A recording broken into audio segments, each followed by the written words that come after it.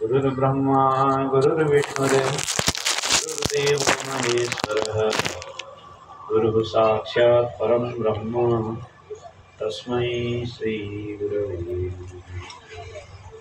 तस्मै श्री गुरवे। सद्गुरुदेव भगवान को आनंद कंद श्री कृष्णचंद्र भगवान को श्रीमद्भागवत महापुराण को राष्ट्रदेव पशुपतिनाथ को राष्ट्रगुरु योगी नरनाथ को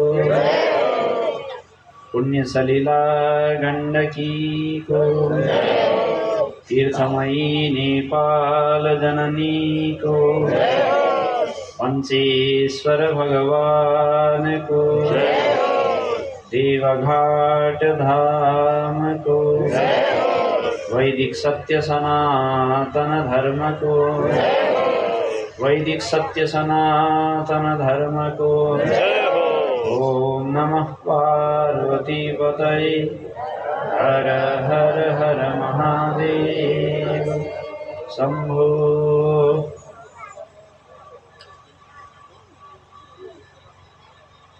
भगवान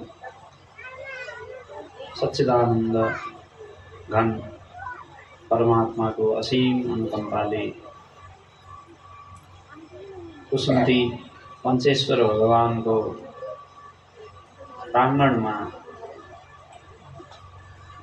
आज यो श्रीमद्भागवत सप्ताह ज्ञान महायज्ञ को दिव्य भव्य ज्ञान मंच में ज्ञान सभा में भगवान को दर्शन करने भगवान को वाङ्मय मूर्ति श्रीमद्भागवत को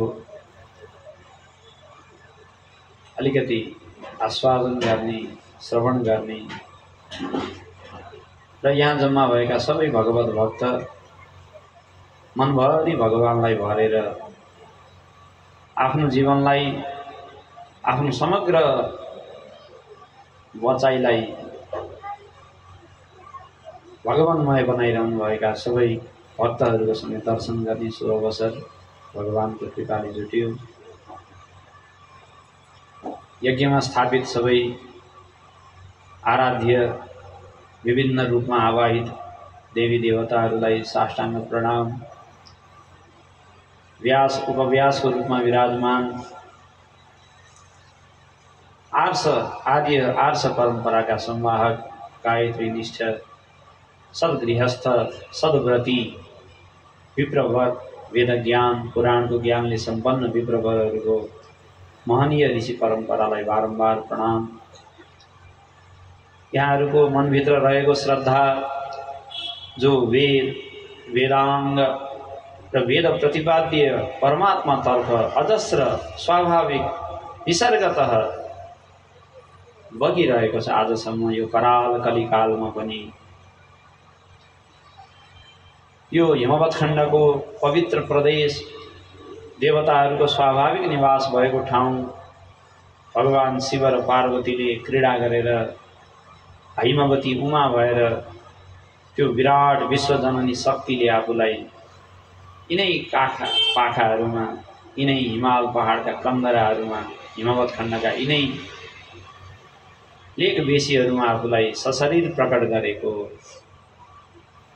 अनि जगदाधार निर्विशेष परमात्मा तत्व जसलाई शिव भनेर भनिन्छ उहाँले पनि सशरीर रूपमा क्रीडा गर्दै निवास गरेको अनि आफ्नो शक्तिको अन्वेषण गर्दै हिमालय क्षेत्रमा जन्ती लिएर यहाँ छोरी लिन भनेर आएको शिव र शक्ति शिव र पार्वतीको विवाह भएको मेलमिलाप भएको शिव शक्ति स्वरूपले विराजमान भएर रहेको यो नेपाल शिव शक्तिको देश देवताहरूको देश जसलाई राष्ट्रगुरु योगी नरनाथ जसलाई हामी सश्रद्ध राष्ट्रगुरुको रूपमा भन्दछौँ। राष्ट्रगुरु राष्ट्रका संस्थापक आशीर्वाद प्रदाता नरेन्द्र योगी महायोगी गुरु गोरक्षनाथका शिष्य परम्पराका आधुनिक नयाँ गोरखनाथको रूपमा हामी मान्दछौँ। उहाँको भाषामा भन्दा देवदेश हो हिमालय, यो देवदेश देवताहरू बस्ने ठाउँ। अनि देवता जस्ता मन भएका शुद्ध निश्चल अत्यन्तै आनन्दमय स्वभाव भएका दैवी वृत्ति भएका मानिसहरूले बस्ने ठाउँ। मानिसले बसे पनि देवता जस्तो भएर बस्ने भएको हुनाले देवदेश भनेको। देवता मात्रै यहाँ बस्दैनन्, मान्छे पनि बस्छन्। कसरी देवदेश भयो भन्दा दैवी वृत्ति भएका मानिसहरू यहाँ बस्छन् र जसको मनमा दैवी वृत्ति छ उसले यहाँको विलक्षण प्रकारको आकर्षणलाई र आनन्दलाई अनुभव गर्दछ। यहाँ जति पनि स्थानहरू छन् कुनै ठाउँ छैनन्, यहाँ कुनै चोकहरू छैनन्। होलान् अन्यत्र विश्वका सहरहरूमा चोकहरू होलान्, सहरहरू होलान्, ठेगाना ठाउँहरू होलान्, तर हामी त्यस्तो ठाउँमा बस्दैछौँ जहाँ ठाउँ छैनन्। सावधान, जहाँ चोकहरू छैनन् सावधान भन्दाखेरि अन्याय हुन्छ।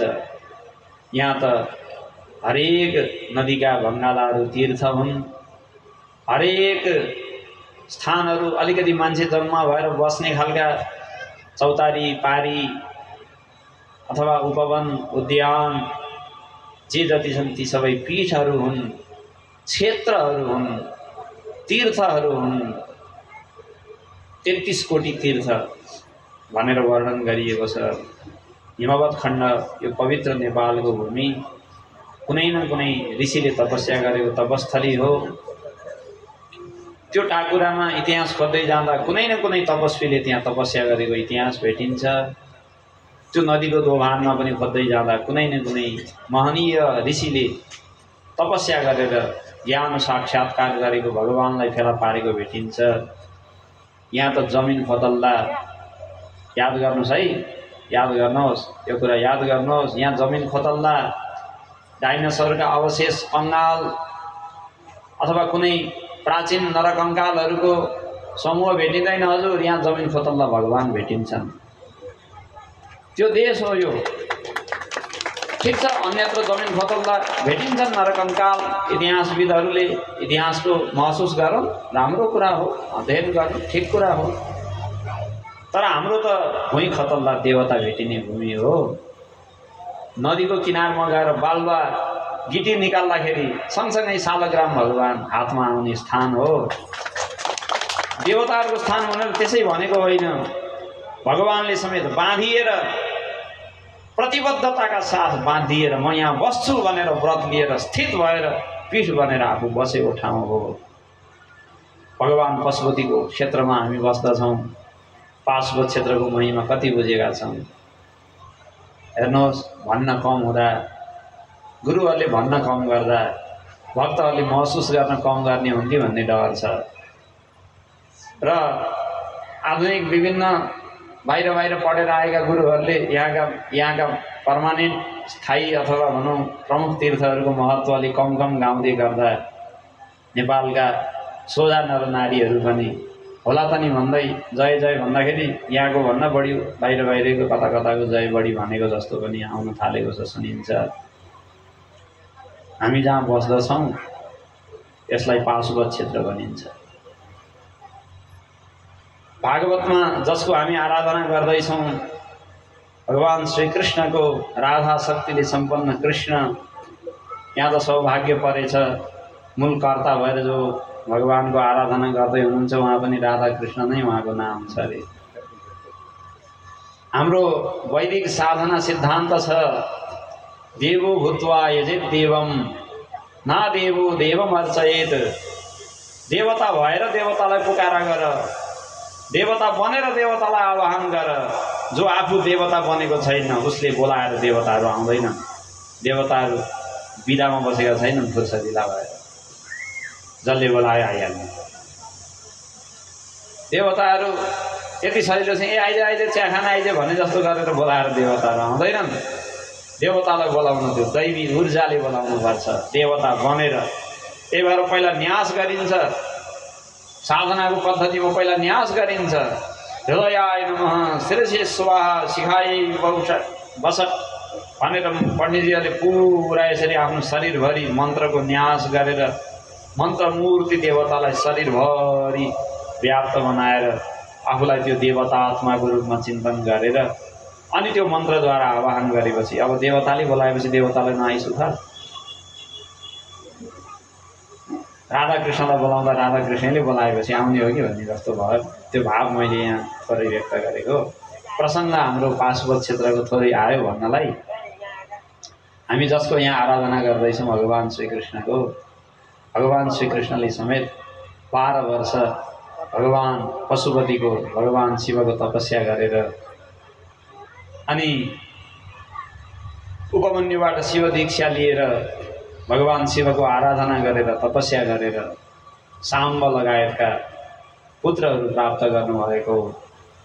अनि पूर्वकल्पमा नरनारायणको अवतारमा नारायणको रूपमा पनि भगवान् शिवको प्रशस्त तपस्या गर्नुभएको र पछि अर्जुनलाई पाशुपतास्त्र दिलाउने क्रममा पनि भगवान् श्रीकृष्णको सखा र कृष्णद्वारा पुरस्कृत, कृष्णद्वारा अग्रसारित भएको हुनाले भगवान् शिवले त्यो कृष्णको प्रेम, शिव र कृष्णको बीचको जो परस्पर अन्योन्य प्रेम छ त्यो कारणले अर्जुनलाई सजिलै पाशुपतास्त्र दिनुभएको र यहीँ आएर किरात वेशमा रहेका भगवान् शिवलाई प्रत्यक्ष किरातको रूपमा देखेर लाप्पा खेलेर हो कि लडाइँ गरेर, लाप्पा खेल्ने भन्ने त पूर्वतिरको भाषा हो कि क्या, मल्ल युद्ध गरेर जुदाजुद छुटाछुट हात हालाहाल गरेर हाम्रा देवताहरू त पिट्न पनि मिल्ने खालका देवता छन्। हामी कहाँ संसारमा अन्यत्र कहीँ त्यस्ता देवता छन्? देवतालाई पिट्न पाइने, देवतासँग झगडा गर्न पाइने, चुट्न पिट्न पनि पाइने, रिसाउन पनि पाइने, घुर्क्याउन पनि पाइने, त्याप भनेर भन्न पाइने, माया गर्ने माया गर्न पाइने, जे इच्छा छ त्यही गर्न पाइने। संसारमा सनातनीहरूसँग मात्रै यस्ता लयालु देवताहरू छन्। अझैको भाषामा फ्लेक्सिबल भनेर भन्छ नि लयालु देवता। अर्काका देवताहरू त पुरै ठडौरा परेर ठुटा रुख जस्ता ठाडा परेर रुख बसे जस्तो हुन्छन्। त्यही नामले पुकारेन भने देवताले सुन्दैन। अर्को थरी केही भन्यो भने देवतालाई लागु हुँदैन। अल्लाह अल्लाहले भन्ने त्यही भनिदिरहनु पर्छ। उसले परमेश्वर परमेश्वरै भन्नुपर्छ। भनेन भने ती देवताले सुन्दैनन् भन्छन् तिनका अनुयायीहरू। पिता परमेश्वर भन्ने ठाउँमा कसैले गएर होइन हाम्रो त म त आमालाई धेरै मान्छु, माता परमेश्वरी भन्छु है भन्यो भने हेट कहाँ आयो यो माता परमेश्वरी भन्दो रहेछ भन्ने भए पिता परमेश्वर पनि नत्र नभन् भन्नेवाला मान्छेहरू छन्। हामी कहाँ देवतालाई जे भावमा पुकारी पनि हुन्छ त्यस्ता देवता छन्। अर्जुनले लडाइँ गरेको ठाउँ कहाँ हो?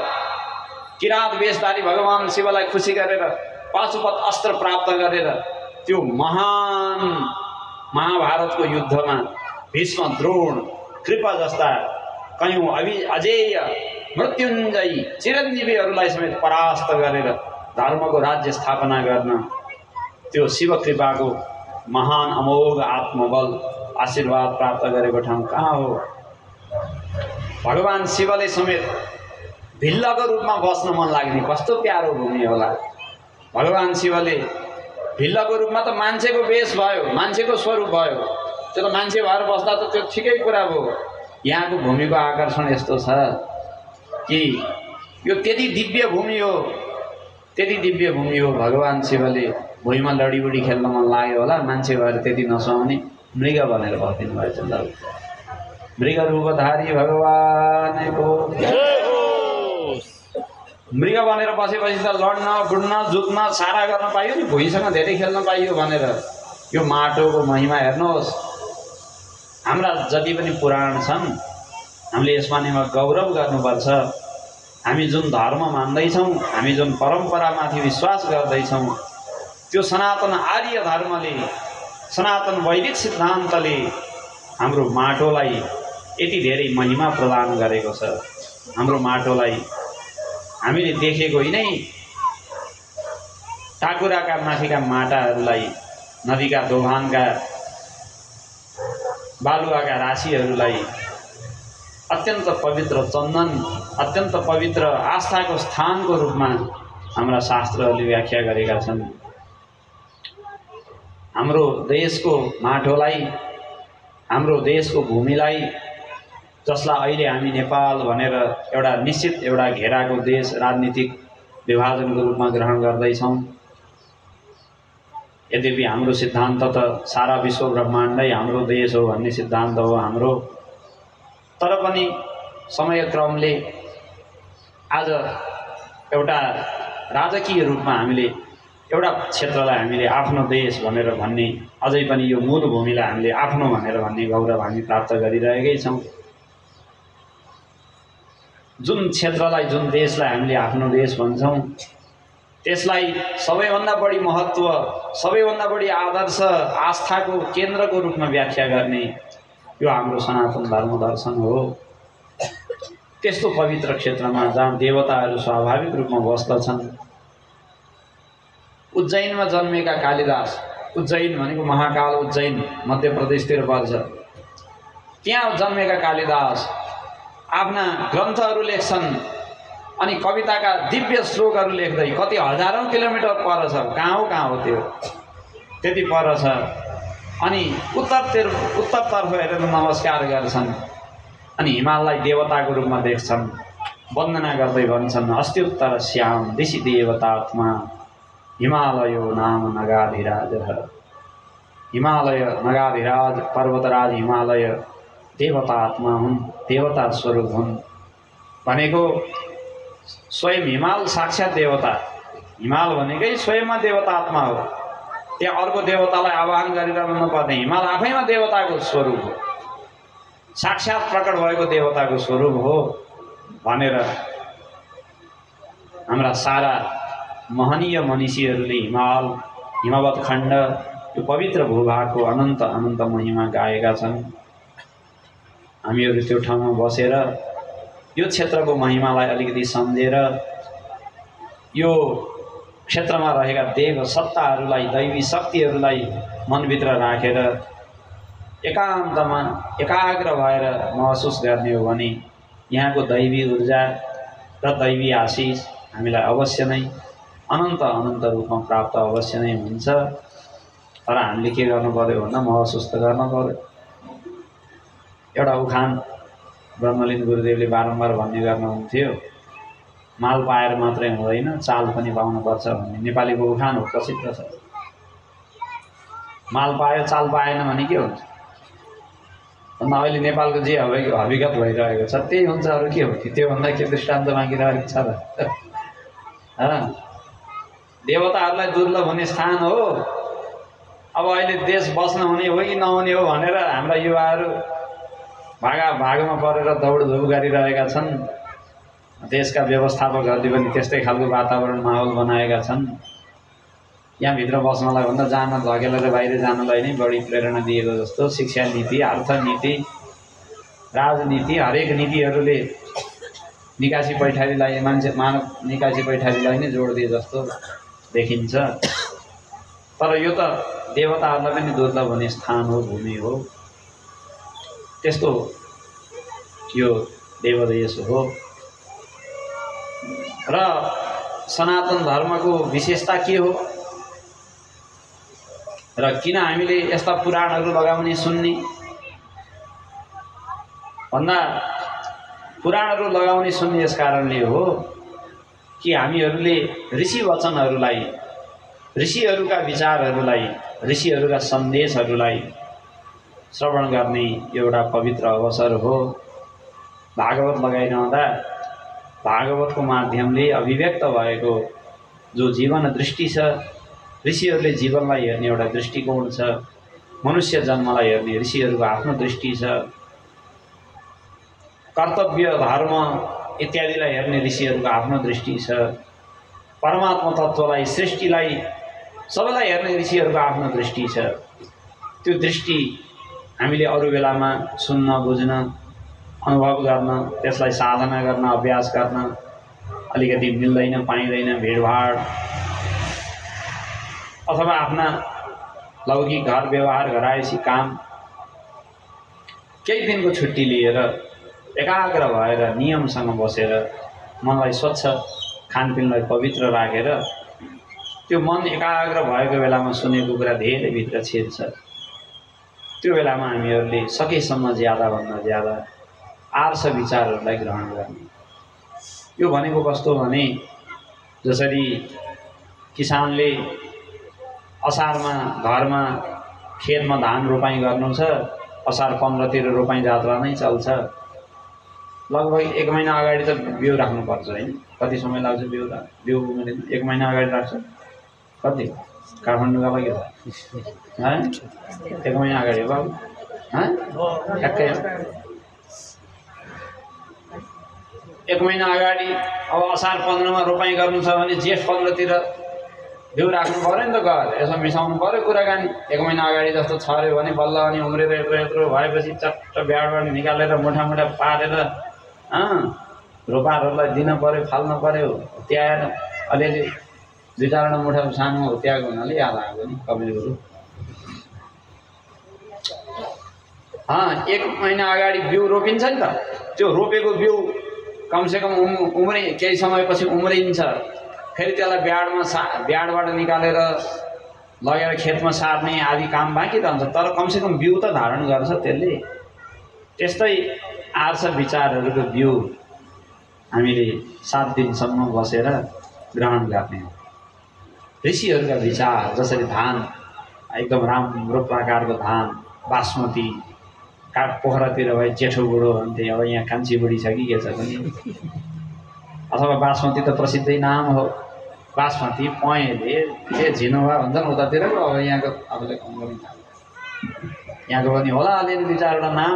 अनधि पुरानो चामलहरू, विभिन्न धानहरू, राम्रा प्रकारका धानहरू लिएर सर्र छरेर अब त्यो बिउ त्यो क्षेत्रले त्यो खलामा एक ठाउँमा त्यो बिउ ग्रहण गरेपछि बिस्तारै अङ्कुरित हुन्छ। त्यो त धानको बिउ हाल्ने कुरा हो।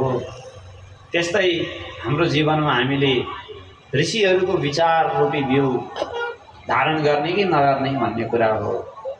हामी सनातन धर्मावलम्बी वैदिक धर्मावलम्बी भइरहँदा वेदका मन्त्रद्रष्टा ऋषिहरूले हामीलाई दिन खोजेको शिक्षाको कमसेकम बिउ त हामीले ग्रहण गर्नुपर्ने हो। त्यसलाई विकसित गराउन समयले, सन्दर्भले, आफ्नो श्रमले, शक्तिले सकेदेखि विकसित गराउने, फलाउने, अर्को पुस्तामा हस्तान्तरण गर्न सक्ने गरी भरिलो भएर उज्यालो भएर अरूलाई पनि प्रबोधित गर्ने, नभए कमसेकम आफूले बिउ धारण त गर्नुपर्छ। अनि ऋषिहरूको विचारको बिउ कहाँबाट लिँदैछ भन्दा यही पुराणहरूको माध्यमले लिने। भागवतका लागि मात्रै लगाएको होइन है, समग्रतामा बुझ्नुहोस्।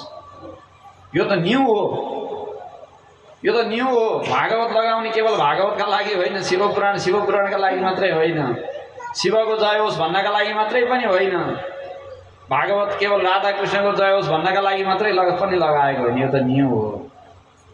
विभिन्न न्यूले चाहे जुनसुकै पुराण पल्टाउनुहोस्, चाहे गीता पल्टाउनुहोस्, जेसुकै सुन्नुहोस्, विभिन्न न्यूले हामीहरू ऋषिहरूका विचारलाई, बिउलाई ग्रहण गर्दैछौँ। हामीले त्यो विचार ग्रहण गऱ्यौँ, यस्तो आर्ष विचार रहेछ भनेर त्यो ऋषिहरूको चेतनाको बिउलाई यदि ग्रहण गऱ्यौँ भने हामीले श्रवण गरेको कुरा सार्थक हुन्छ, राम्रो भयो। कम ग्रहण गऱ्यौँ भने कमै सार्थक भएको मानिन्छ। चेतनाको बिउ ग्रहण गर्नुपर्दछ। त्यसलाई गर्नका लागि यो एउटा न्यू हो। भागवतमा प्रसङ्ग आएको छ, ठिक्क अघि भर्खर हामीले सुन्दाखेरि ग्रहणको प्रसङ्ग आएको छ। त्यो ग्रहणको सन्दर्भमा भगवान् श्रीकृष्णले गोपीहरूलाई दिव्य ज्ञानको उपदेश दिनुभएको प्रसङ्ग आएको छ। ठ्याक्क त्यहाँ आएर यो प्रसङ्ग आज त्यहाँ रोकिएको छ। धेरै वर्षसम्मको वियोगपछि लगभग 100 वर्षको वियोग भनेर कथाकारहरूले भन्नुहुन्छ। त्यस्तै के शापहरू परेको, दिव्य लोकमा 100 वर्षको वियोग होस् भनेर श्रापहरू परेको कारणले 100 वर्ष जतिको वियोग भएको पनि भन्ने चलन छ। त्यसपछि गोपीसँग भगवानको प्रभास क्षेत्रमा गोपीहरूसँग भेट भएको छ। त्यो बेलामा भगवान कृष्णले गोपीहरूलाई अक्षर ब्रह्मको विषयमा उपदेश गर्नुभएको छ। उभयम मय्यथ परे पश्यता भातम अक्षरे। हेर गोपीहरू, तिमीहरूले त्यो बेलामा भगवान कृष्णले सर्वव्यापक कृष्ण तत्त्वको उपदेश गर्नुभएको छ, जो भगवान यो श्रीमद् भागवतको प्रतिपाद्य मूल विषय हो। भागवतले कृष्णको रहस्यको विषयमा बताउँछ, भागवतले कृष्ण तत्त्वको विषयमा बताउँछ, कृष्ण भनेको के हो भन्ने कुरामा बताउँछ। कस्तो खालको कृष्ण तत्त्वको विषयमा बताउँछ भन्दा, जो अद्वितीय, अखण्ड, अविभाज्य, अनादि, अनन्त, सर्वव्यापक, सर्वाधार, सर्वात्मा, त्यस्तो रूपमा रहेको कृष्ण तत्त्वको विषयमा श्रीमद् भागवतले उपदेश गर्दछ। भनेको भागवतले बताएको कृष्ण भनेको त्यो सारा संसारभरि व्याप्त भएको चैतन्य तत्त्व हो। त्यसलाई महसुस गर्न श्रीमद् भागवतले हामीलाई प्रेरणा गर्दछ। त्यसलाई किन कृष्ण भनिएको भन्दा, कर्षति इति कृष्णः, सबैको मनलाई आफूतर्फ आकृष्ट गर्ने भएको हुनाले कृष्ण भनिएको हो। किनकि कृष्णको स्वरूप सच्चित आनन्द स्वरूप हो। सच्चित आनन्दलाई मन नपराउने, इच्छा नगर्ने, नचाहने को व्यक्ति होला र? अलि मैले नबुझ्ने कुरा भनेको जस्तो लाग्यो है। के हो? श्री कृष्णचन्द्र भगवानको जय होस्। अलि बुझ्ने खालको कुरा भन्नु कि के हो? बुझ्ने खालको कुरा के भन्ने भयो? ठिकै छ। सासु र बुहारीको झगडा भएको कथा बताऊँ? छालुस भएको कुरा भनौँ? यहाँ त ऋषिहरूको विचार सुन्ने हो, अघि भर्खर भनिहाल्यो होइन। अब अलिकति सकेदेखि ग्रहण गर्ने, नसकेदेखि के भन्दै अलि त यसो बुझ्न खोजिदिया जस्तो लाग्यो थियो भने, आज बुझिएन छ भने फेरि अर्को घरमा निम्तोमा गइन्छ, त्यहाँ त्यस्तै फेला परेछन् भने भोलिपल्ट अर्को दिन फेरि सुनिँदाखेरि ए अस्ति नै अलिअलि सुन्ने थिएँ, आज त अलिअलि बुझिया जस्तो भयो भने तेस्रो जोडी चौथो जोडी सुन्दा बुझियो भने हाम्रो काम भयो। हाम्रो त यो त बल्छी थापेको जस्तो न हो, हाम्रो त सिधा भनाइ छ, यो हामीले बल्छी थापेको हो। विभिन्न नियम निकालेर तपाईँहरूलाई जम्मा पार्ने, ऋषिहरूका विचार अलिअलि फिजाइदिने, बल्छी थाप्ने, आज बुझे बुझ्ने, नबुझे फेरि भोलि सुन्ने, फेरि भोलि बुझ्ने, नबुझे पर्सि सुन्ने, पर्सि बुझ्ने। अब यहाँले जे भन्नुहुन्छ त्यही भनिसक्थे त कहाँ छ त नि हामीले। अब यहाँ त मान्छेले त सामान्य जनमानसलाई त आमोद प्रमोद विनोद यस्तै मनपर्छ। ल गुरुजी चुड्का भजन गाउँ, हजुर पनि बिचमा नाच्नु, हामी वरिपरि नाच्छौँ भनिदिने भने त मान्छे खुसी भएर उफ्रेर अहिले यहाँ यो पर्खाल भत्काएर 2-4 घर अहिले भर्खरै अधिग्रहण गरेर मान्छे यति पुरै, त्यति मान्छे यहाँ हुन्छ। मान्छेको पछि लागेर साध्य छ भने? मान्छेको पछि लागेर साध्य हुँदैन हजुर। मान्छे धेरै आउँछन्, त्यही भएर जे आउँछन् त्यही गरौँ भन्न थाल्ने भने त अलिअलि भएको धोती टोपी सबै फुस्केर के आउँछ के आउँछ। त्यही भएर हामी मान्छेको धेरै पछि लाग्ने होइन। हामी त बल्छी थाप्ने हो। हाम्रो बल्छीमा 2टै माछा परेछ भने पनि बास, एउटै माछा परेछ भने नि बास, पर्दै परेन छ भने त यहाँ परेन, अर्को ठाउँमा फेरि पारौँला भन्ने, आफ्नो बल्छी समेट्ने हिँड्ने। ऋषि विचार सुन्ने बल्छी हो।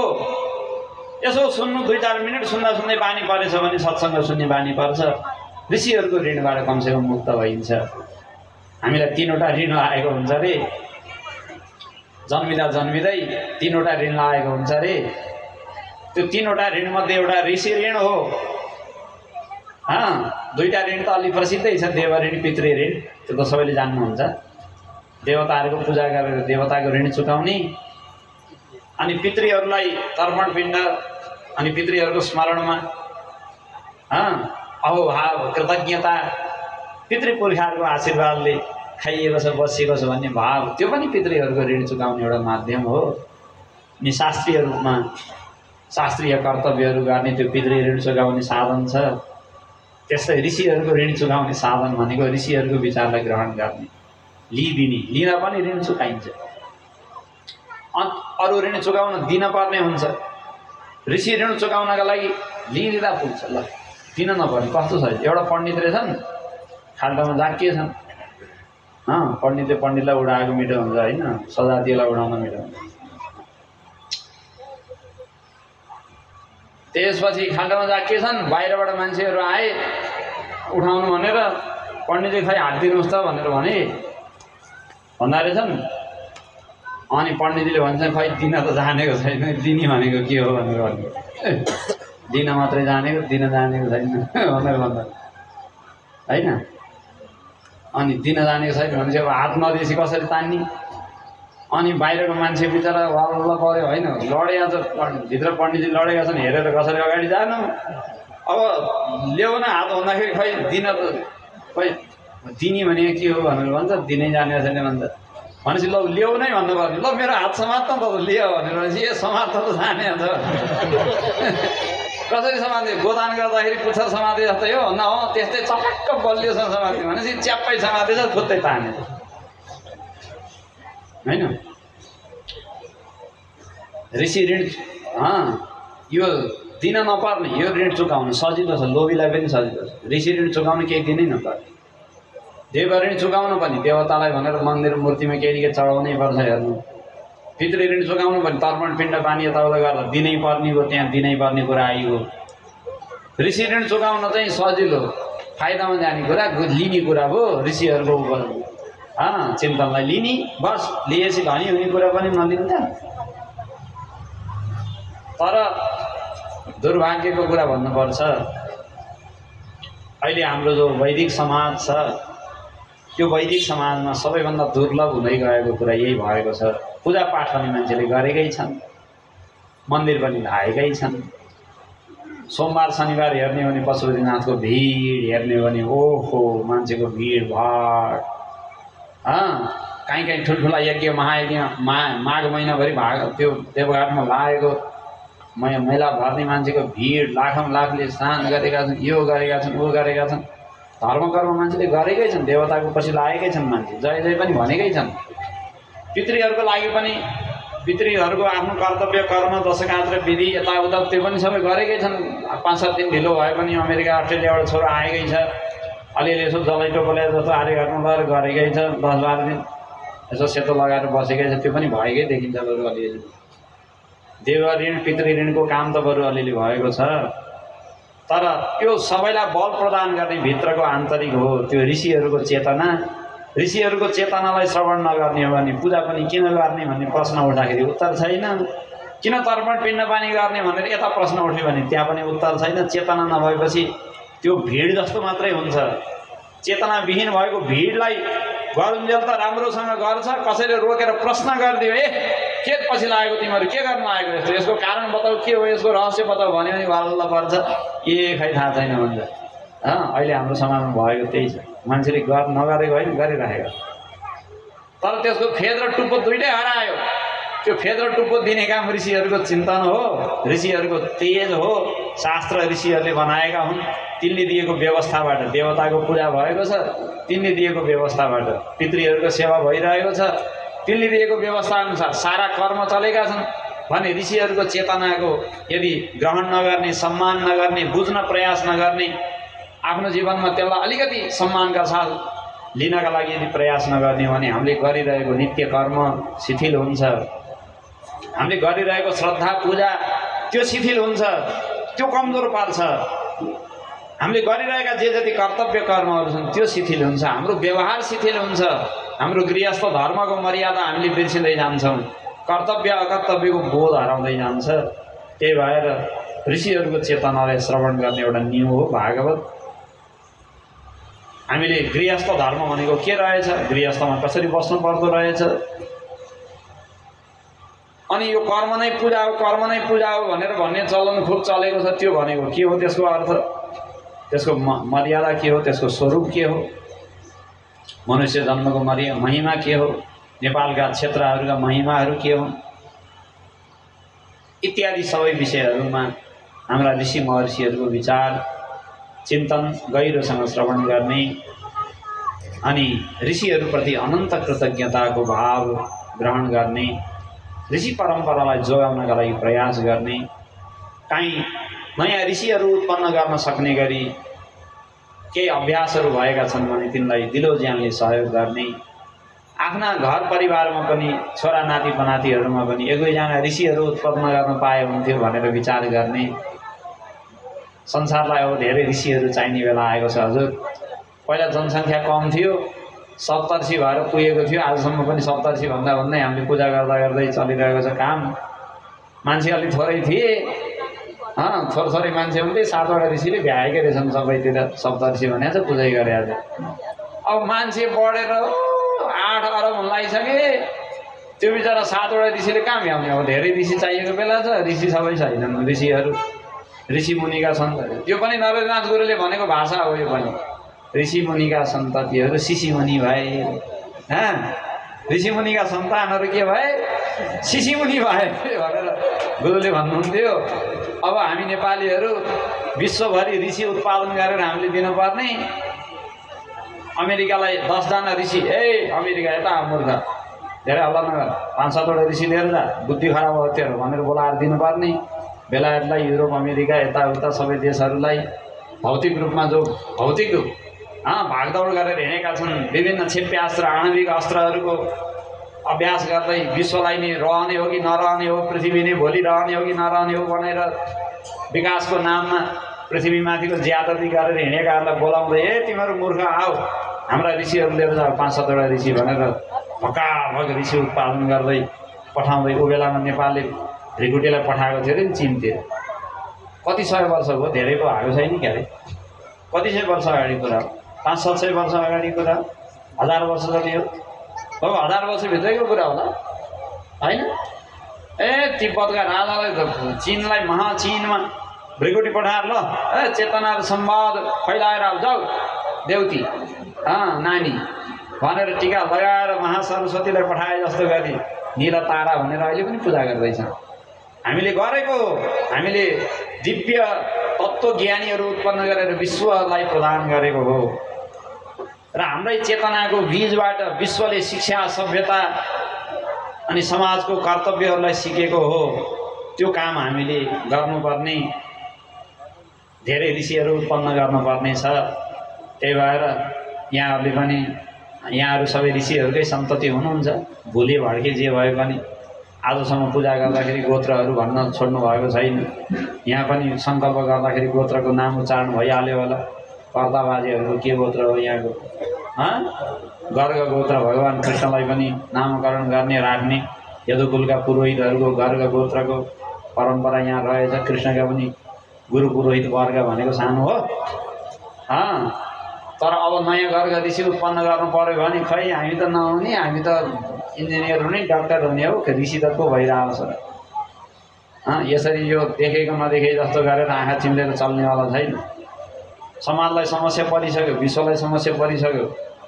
ऋषि महर्षिहरू धेरै चाहियो। आमाहरूले ऋषि महर्षि जन्माउँछु भनेर कोख धारण गर्नु पर्यो।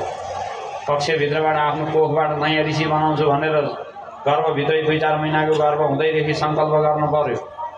अनि ऋषिहरूका विचार नेपालीमै भए पनि कोमल गीतासित पढेर त्यहाँ भित्रै पढाउनु पर्यो। जन्मेपछि पढाएर कहाँ हुन्छ? 5 वर्ष 7 वर्षसम्म भात खाँदा पनि मोबाइल, खेल्दा पनि मोबाइल हातमा राख्यो। अनि 10-15 वर्ष भएपछि सुन्न छोड्छ, मेरो कुरा भनेको मान्दैन, पूजा गर भन्न मान्दैन, यता ध्यान गर भन्न मान्दैन भनेर हुन्छ? गर्भभित्रैदेखि त्यसलाई उत्पादन त्यसै गरी गर्नु पर्यो। कमसेकम 10-20 जना, 5-10 वर्षभित्र 10-20 जना ऋषि नहुने भएको छ। ल कुरा यही हो, समस्या यही हो। चाँडैभन्दा चाँडै हामीले नयाँ पुस्ताका ऋषिहरू उत्पन्न गर्नुपर्ने छ। पञ्चेश्वर भगवान्ले हामी सबैको कल्याण गरौँ। इन्द्र देवता, यज्ञ देवता खुसी भएर वृष्टि हुन लागेको कि जस्तो पनि छ। धेरै खुसी नपारौँ, राति खुसी बनाऊँ। अहिलेलाई समय पनि भयो, आरतीको बेला हुन लाग्यो।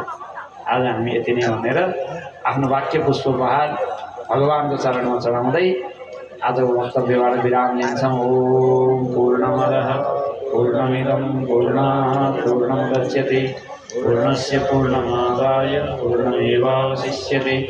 ओम शान्ति शान्ति शान्तिः।